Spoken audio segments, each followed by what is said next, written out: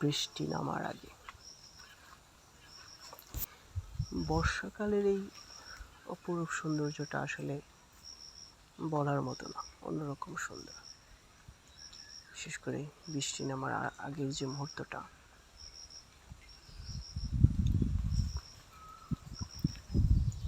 ঘন কালো অন্ধকার, মনে হয় রাত হয়ে গেছে, সন্ধ্যা হয়ে গেছে।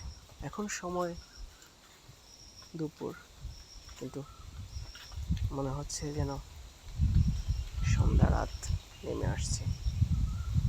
একটু পরেই আকাশ ভেঙে পড়বে বর্ষায়। কি এক অপরূপ সৌন্দর্য!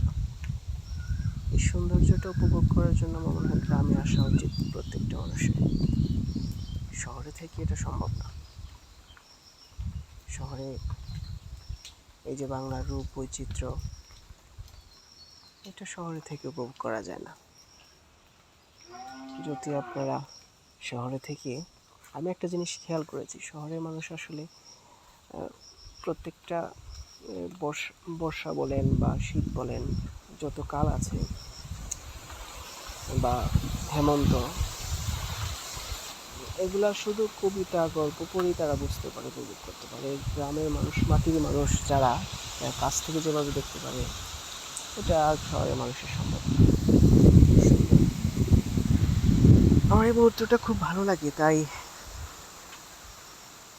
ধারণ করে রাখা। আসলে